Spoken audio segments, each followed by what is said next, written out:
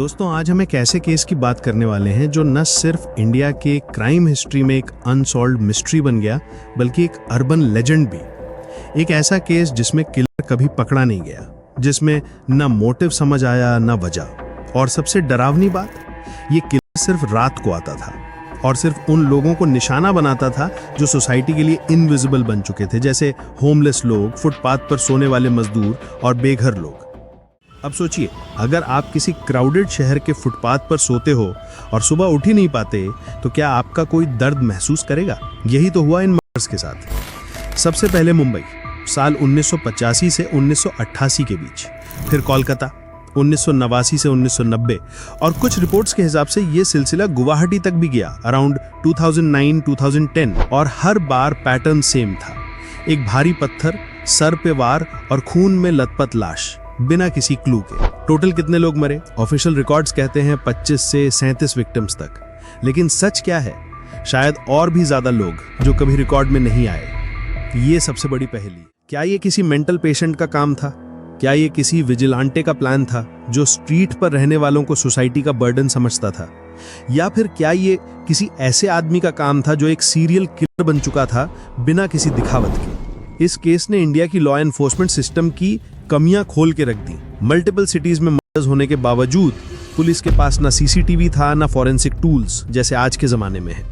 Media ने तो एक नया नाम दे दिया, स्टोन मैन, लेकिन रियल आइडेंटिटी कभी पता ही नहीं चल पाई। जो लोग मरे वो मोस्टली सोसाइटी के लिए इनविजिबल थे, उनकी फाइल भी कभी प्रॉपरली नहीं बनी, कोई मिसिंग कंप्लेंट तक नहीं थी, और इसीलिए इन्वेस्टिगेशन हमेशा इनकम्प्लीट ही रही। आज भी 2025 में जब हम AI, DNA और साइबर टूल्स के जमाने में जी रहे हैं, ये केस एक ऐसी गेपिंग वूंड बन चुका है हमारे क्रिमिनल जस्टिस सिस्टम में।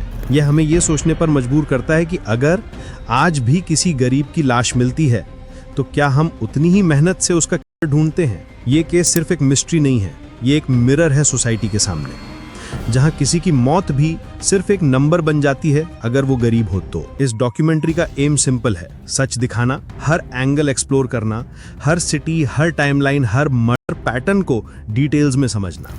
हम देखेंगे मुंबई के पहले मर्डर का एग्जैक्ट सीन क्या था, कोलकाता में पुलिस ने क्या किया और क्या नहीं किया, गुवाहाटी के अलेज्ड कॉपीकैट केस का सच क्या है, और मीडिया, मूवीज और पॉप कल्चर ने इस केस को कैसे शेप दिया। इस जर्नी में हम फैक्ट्स भी देखेंगे और फियर्स भी, क्योंकि स्टोन मैन सिर्फ एक किलर नहीं था, वो एक वार्निंग था कि अगर सिस्टम सोया रहा तो एक और स्टोन मैन कभी भी लौट सकता है। सोचिए, एक शहर दिन भर छोटा लगता है, लेकिन रात होते ही सब कुछ बदल जाता है, जहां ट्रैफिक के शोर के बाद सिर्फ कुछ फुटस्टेप्स बचते हैं और कुछ लोग जो बस एक सोई हुई जिंदगी जी रहे होते हैं फुटपाथ पे, बिना छत के, बिना सुरक्षा के। और इसी रात के सन्नाटे में एक इंसान, या हो सकता है एक शैडो, अपनी हरकतों को अंजाम दे रहा होता है। यही था स्टोन मैन। सबसे पहली बार ये पत्थर से मारने वाली हत्याएं मुंबई में नोटिस की गई, साल 1985।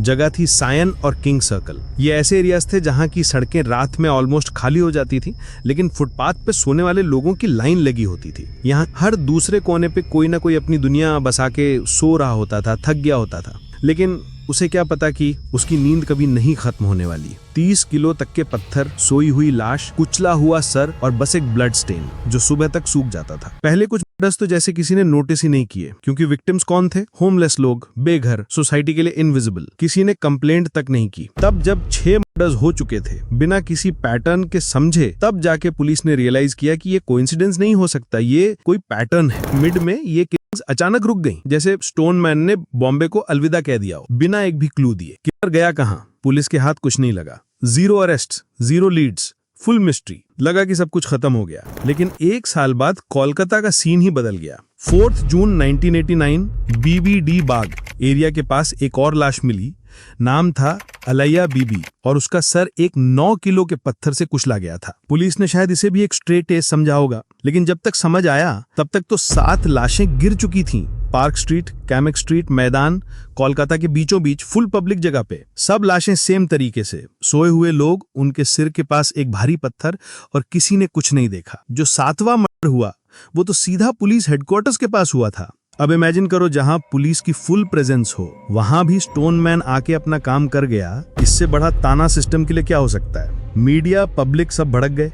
हेडलाइंस बनने लगी कि footpath killer strikes again. Kolkata police ने फाइनली पेट्रोल्स इंक्रीज किए, कुछ अरेस्ट्स भी किए, जिसमें एक नाम प्रोमिनेंट था, मोहम्मद अकरम, लेकिन सबूत कुछ भी नहीं, इसीलिए अकरम भी छूट गया। और जैसे मुंबई में हुआ था अर्ली 1990 तक, ये किलिंग्स भी अचानक रुक गई। फिर से नो कन्विक्शन, नो क्लोजर। समय बीत गया, लोग भूलने लगे थे स्टोनमैन को, लेकिन फिर असम के गुवाहाटी से कुछ रिपोर्ट्स आने लगे 2009-2010 के आसपास। लाशें मिलने लगी, 10 से 11 लोग, सब फुटपाथ पे सोने वाले, सबका सर पत्थर से कुचला गया। ये डेजाबू जैसे फील हो रहा था। क्या ये स्टोनमैन का वापस आना था या कोई कॉपी कैट? पुलिस ने कृष्णा तिमुंग नाम के आदमी को अरेस्ट किया, लेकिन केस पूरा हवा में लटका रहा। डेट भी कंफर्म नहीं हुई, कुछ रिकॉर्ड्स बोलते हैं फेब 2009, कुछ बोलते हैं 2010, और डिटेल्स बहुत ही स्पार्स। तो क्या ये भी वही था या सिर्फ कोइंसिडेंस? जवाब किसी के पास नहीं था। हर सिटी एक पैटर्न दिखा रहा था। Number 1, heavy population. नंबर 2, रात में पब्लिक स्पेसेस में वल्नरेबल लोग। नंबर 3, लो सर्वेलेंस,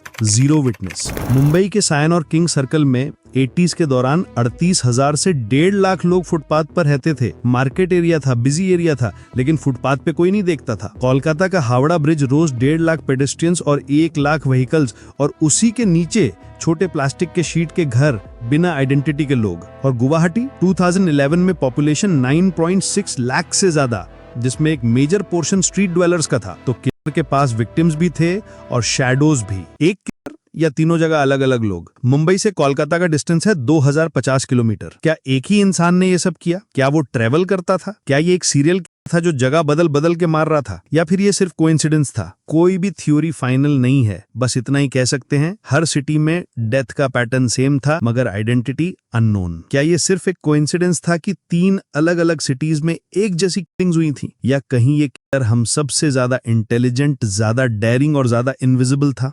और अगर आज भी वो जिंदा है, तो क्या हम सभी सेफ हैं?